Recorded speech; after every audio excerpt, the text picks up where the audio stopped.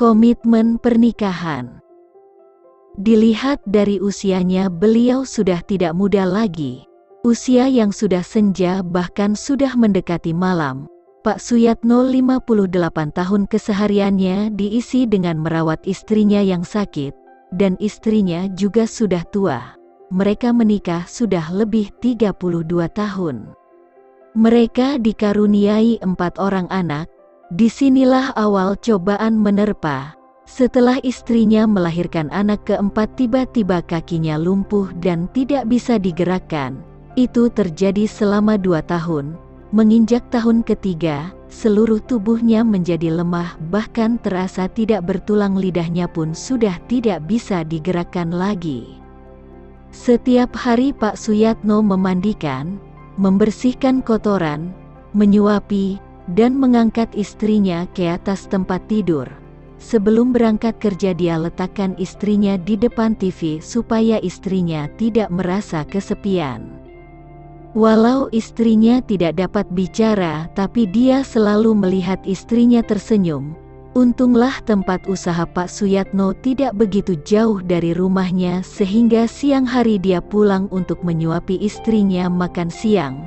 Sorenya dia pulang memandikan istrinya, mengganti pakaian, dan selepas maghrib dia temani istrinya nonton televisi sambil menceritakan apa-apa saja yang dia alami seharian. Walaupun istrinya hanya bisa memandang tapi tidak bisa menanggapi, Pak Suyatno sudah cukup senang, bahkan dia selalu menggoda istrinya setiap berangkat tidur. Rutinitas ini dilakukan Pak Suyatno lebih kurang 25 tahun. Dengan sabar dia merawat istrinya, bahkan sambil membesarkan keempat buah hati mereka. Sekarang anak-anak mereka sudah dewasa, tinggal si bungsu yang masih kuliah. Pada suatu hari, keempat anak Suyatno berkumpul di rumah orang tua mereka sambil menjenguk ibunya, karena setelah anak mereka menikah sudah tinggal dengan keluarga masing-masing, dan Pak Suyatno memutuskan bahwa istrinya dialah yang merawat. Yang dia inginkan hanya satu, yaitu semua anaknya berhasil. Dengan kalimat yang cukup hati-hati, anak yang sulung berkata, "Pak, kami ingin sekali merawat ibu. Semenjak kami kecil melihat bapak merawat ibu, tidak ada sedikit pun keluhan keluar dari bibir bapak.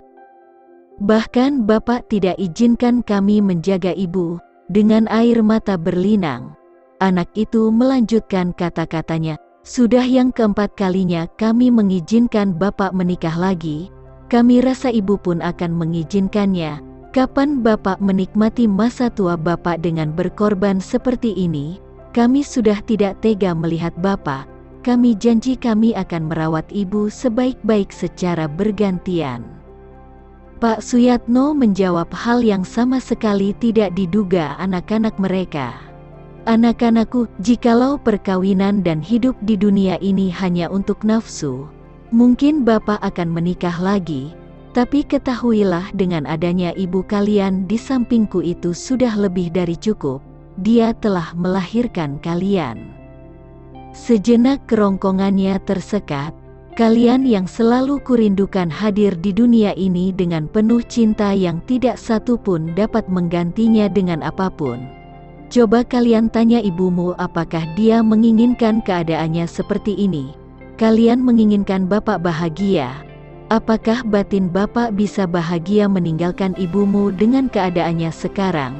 Kalian menginginkan agar bapak yang masih diberi Tuhan kesehatan dirawat oleh orang lain. Bagaimana dengan ibumu yang masih sakit?" Sejenak meledaklah tangis anak-anak Pak Suyatno. Mereka pun melihat butiran-butiran kecil jatuh di pelupuk mata Ibu Suyatno.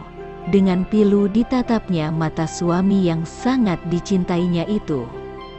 Sampailah akhirnya Pak Suyatno diundang oleh salah satu stasiun TV swasta untuk menjadi narasumber, dan mereka pun mengajukan pertanyaan kepada Pak Suyatno kenapa mampu bertahan selama 25 tahun merawat istrinya yang sudah tidak bisa apa-apa. Di saat itulah meledak tangis beliau dengan tamu yang hadir di studio. Kebanyakan kaum perempuan pun tidak sanggup menahan haru. Disitulah Pak Suyatno bercerita. Jika manusia di dunia ini mengagungkan sebuah cinta dalam perkawinannya, tetapi tidak mau memberi waktu, tenaga, pikiran, perhatian, maka itu adalah kesia-siaan. Cinta itu adalah memberi. Saya percaya Tuhanlah yang memilihkan istri saya ini menjadi pendamping hidup saya, dan sewaktu dia sehat dia pun dengan sabar merawat saya, mencintai saya dengan hati dan batinnya bukan hanya dengan mata, dan dia memberi pada saya 4 orang anak yang lucu-lucu. Sekarang dia sakit karena berkorban untuk cinta kita bersama dan itu merupakan ujian bagi saya. Apakah saya dapat memegang komitmen untuk mencintainya apa adanya, termasuk dikala sehat maupun sakit? Ketika dia sehat pun belum tentu saya mencari penggantinya apalagi dia sakit. Pengangguran tanpa email. Seorang pengangguran melamar pekerjaan sebagai office boy di Istana Negara, kantor SBY, Jakarta. Andi Malarangeng mewawancarai dia dan melihat dia membersihkan lantai sebagai tesnya. "Kamu diterima," katanya. "Berikan alamat emailmu dan saya akan mengirim formulir untuk diisi dan pemberitahuan kapan kamu mulai bekerja." Laki-laki itu menjawab, "Tapi saya tidak punya komputer, apalagi email." "Maaf," kata Malarangeng, "kalau kamu tidak punya email, berarti kamu tidak hidup. Dan siapa yang tidak hidup, tidak bisa diterima bekerja." Laki-laki itu pergi dengan harapan kosong. Dia tidak tahu apa yang harus dilakukan hanya dengan 100.000 di dalam kantongnya. Kemudian ia memutuskan untuk pergi ke pasar minggu dan membeli 10 kg peti tomat. Ia menjual tomat itu dari rumah ke rumah. Kurang dari 2 jam, dia berhasil melipat gandakan modalnya. Dia melakukan kerjanya 3 kali, dan pulang dengan membawa 300.000. Dia pun sadar bahwa dia bisa bertahan hidup dengan cara ini. Ia mulai pergi bekerja lebih pagi dan pulang larut. Uangnya menjadi lebih banyak 2 kali lipat sampai 3 kali lipat tiap hari. Dia pun membeli gerobak, lalu truk. Kemudian akhirnya ia memiliki armada kendaraan pengirimannya sendiri. 5 tahun kemudian, laki-laki itu sudah menjadi salah satu pengusaha makanan terbesar di Indonesia. Ia mulai merencanakan masa depan keluarga, dan memutuskan untuk memiliki asuransi jiwa. Ia menghubungi broker asuransi, dan memilih protection plan. Sang broker pun menanyakan alamat emailnya. Laki-laki itu menjawab, "Saya tidak punya email." Sang broker bertanya dengan penasaran, "Anda tidak memiliki email, tapi sukses membangun sebuah usaha besar. Bisakah Anda bayangkan, sudah jadi apa Anda kalau Anda punya email?" Laki-laki itu berpikir sejenak lalu menjawab, "Ya, saya mungkin sudah jadi office boy di Istana Negara." Pesan moral: 1. Internet bukanlah solusi hidup Anda. 2. Kalau Anda tidak punya akses internet, lalu bekerja keras, Anda bisa jadi miliuner. 3. Kalau Anda menerima pesan ini melalui email, Anda lebih dekat untuk menjadi office boy.